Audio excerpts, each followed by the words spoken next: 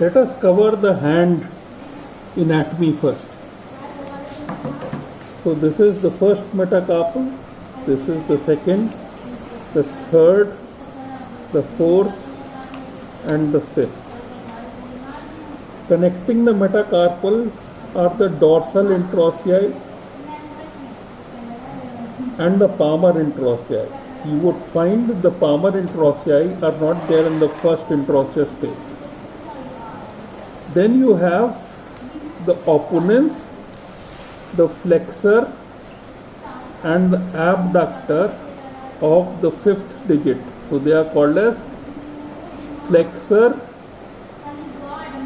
abductor, flexor and opponents of digiti minimi. Then similarly you have the opponents, the flexor and abductor of the pollex. So they are called as abductor, flexor and opponents pollicis. Then you have from the third metacarpal to the thumb or the pollex, the adductor pollicis.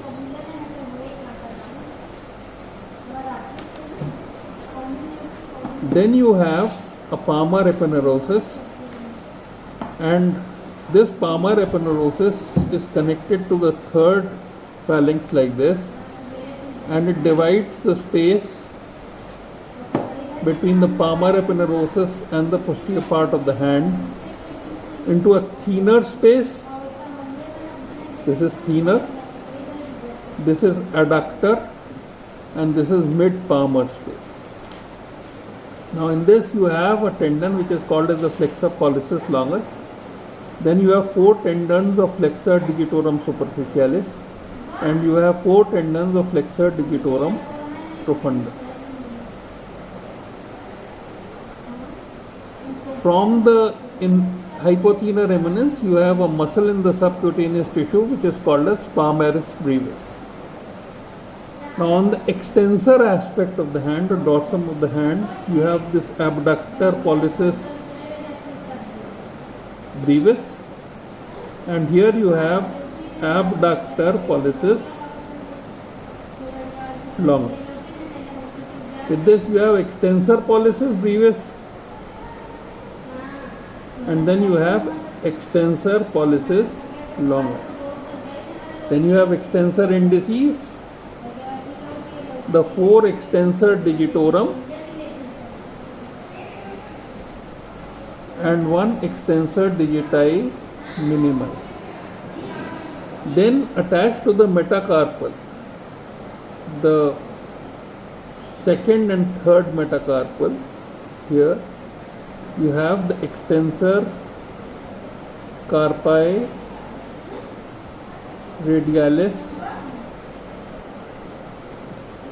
longus, this one is longus and this one is brevis. And then here you have another muscle which is attached to the fifth metacarpal and the carpals behind it, and this is extensor carpi ulnaris.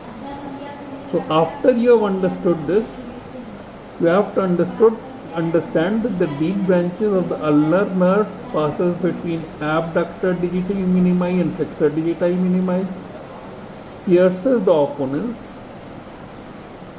supplies all interossei,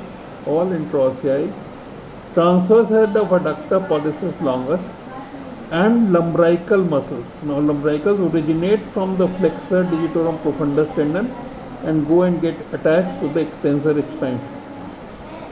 So they flex the MP joints,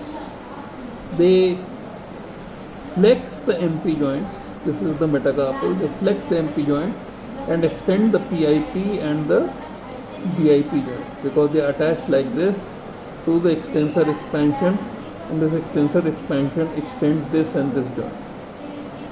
So these are the lumbricals coming from flexor digitorum profundus tendon. The flexor digitorum profundus is attached to the tip like this. So the superficialis is attached to the proximal phalanx, splits and attaches here. And this lumbricals arising from the flexor digitorum profundus tendon actually extend the MP joint and flex the PIP and GIP joint. That is called as intrinsic plus position.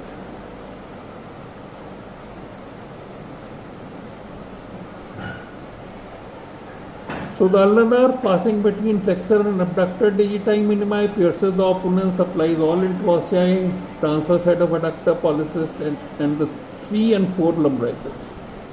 The median nerve passes between abductor and flexor pollicis, pierces the opponents and ends in the first and the second lumbricals. First and second lumbrical. This is the first lumbrical, this is the second lumbrical. So this is the structure of the hand that you must remember all the time, and of course all this is covered by the skin.